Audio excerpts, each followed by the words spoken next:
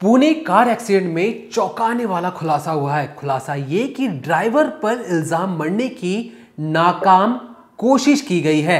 मैं आज आपको पर्दे के पीछे की ऐसी कहानी बताने जा रहा हूं जिसे सुन आप हैरत में पड़ जाएंगे कि अमीर लोग जो पैसों के घमंड में किस कदर चूर रहते हैं। दरअसल उस रात नाबालिग 12वीं पास कर चुका था, 17 साल 8 महीने इसकी उम्र है। वो अब कहता है अपने दोस्तों से कि मैंने 12th का एग्जाम पास किया है, चलो पार्टी करते हैं। इसके बाद वो पहले पब में जाता है जहां पर वो बिल बनाता है दारू पीने का 48,000 रुपए। अब क्योंकि 12 बजे के बाद वो पब बंद हो जाता है, उसके बाद वो दूसरे पब में जाता है जहां पर वो फिर से अपने दोस्तों को दारू पिलाता है और लगभग दोनों जो पब का या कहें रेस्टोरेंट का बिल हो जाता है 70,000 रुपए। अब 70,000 रुपए की दारू पीने के बाद जो नाबालिग है वो जिद करता है कि कार को मैं ही चलाऊंगा। अब क्योंकि पिता बहुत ज्यादा अमीर थे, अपने बेटे का देखभाल करते थे, तो पिता ने कार को चलाने के लिए एक ड्राइवर भी रखा हुआ था। लेकिन दूसरी पब से निकलने के बाद जो नाबालिग था वो जिद कर रहा था कि गाड़ी मुझे चलानी है। इस पर ड्राइवर पहले कहता है कि बाबू भाई आपने ज्यादा दारू पी ली है और आपके लिए गाड़ी चलाना ठीक नहीं होगा। फिर भी वो जिद पे अड़ा रहा।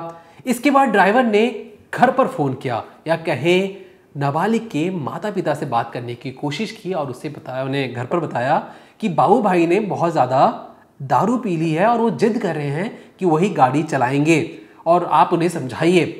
इसके बावजूद जो अक्सर माता पिता कहते हैं कि नहीं बच्चे को समझाकर कोने में बैठाओ, उन्हें गाड़ी मत दो, वहाँ से जवाब आता है कि नहीं, गाड़ी मेरा बेटा ही चलाएगा, उसे चाबी सौंप दो क्योंकि बहुत महंगी गाड़ी है और बेटे को शौक है गाड़ी चलाने का क्योंकि उसने 12th का एग्जाम पास किया है। ये जानते हुए कि बेटे ने दारू पी है और बहुत ज़्यादा दारू पी है, इसके बाद भी उसे गाड़ी चलाने के लिए घर वालों से परमिशन दे दी जाती है ड्राइवर साहब को। अब नाबालिग गाड़ी स्टार्ट करता है, दोस्त पीछे बैठे ही थे, सबके सब नशे की धुत में। ड्राइवर भी उस गाड़ी में बैठ जाता है। टोटल हो जाते हैं 4 लोग उस गाड़ी के अंदर बैठे थे। याद रखिए नाबालिग की उम्र क्या है, 17 साल 8 महीने। इसके बाद वो गाड़ी को तेज रफ्तार में भगाता है। अब दोस्त जो पीछे बैठे थे उन्हें मजा आने लगता है, उन्हें लगता है कि इतनी महंगी गाड़ी, इतनी तेज रफ्तार में भागती गाड़ी और एक अमीर बाप के बेटे के साथ गाड़ी में घूमना एक अलग ही फन है, अलग ही किक है। अब वो जैसे जैसे गाड़ी की रफ्तार बढ़ती जा रही थी, यहाँ जितने भी दोस्त थे उनका मजा उतना ही डबल होते जा रहा था। इसके बाद जैसे ही एक्सीडेंट होता है, उस एक्सीडेंट में 2 लोग मारे जाते हैं। पब्लिक आती है, पब्लिक पकड़कर उसे बाहर निकालती है और इतने में ड्राइवर भी उस गाड़ी से बाहर निकलता है क्योंकि महंगी गाड़ी थी। एयरबैग खुल जाते हैं, गाड़ी में बैठे सारे के सारे बच जाते हैं, लेकिन जिनका एक्सीडेंट हुआ था उनकी मौत हो जाती है।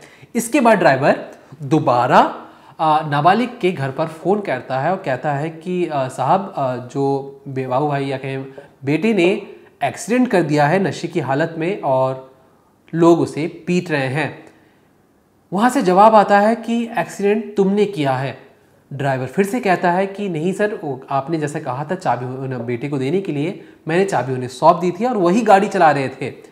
इस पर घर वालों से, जो माता पिता हैं उनके घर वालों से ये कहा जाता है कि नहीं, कोई भी पूछे, कोई भी कुछ भी करे, तुम्हें मानना पड़ेगा कि तुम ही गाड़ी चला रहे थे। समझो इस मैटर को, समझो इस मामले को, तुम्हें अच्छी खासी इसके बदले में बख्शीश मिलेगी।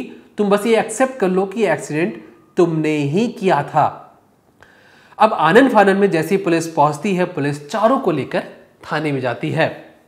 अब थाने में जाने के बाद पूछा जाता है कि एक्सीडेंट या कहें ड्राइवर सीट पर कौन बैठा था। अब क्योंकि दोनों दोस्त थे, वो उन्हें समझा दिया जाता है। दोनों दोस्त एक्सेप्ट करते हैं कि गंगाराम ड्राइवर ही गाड़ी चला रहा था। नाबालिग भी कहता है कि जो हमारा ड्राइवर है, घर का ड्राइवर, वही गाड़ी चला रहा था। इसके बाद गंगाराम खुद मान लेता है क्योंकि उसे तो दिशा निर्देश मिल ही चुके थे। अमीर जो लोग होते हैं उन्होंने सीधा बताया था कि तुम्हें क्या करना है।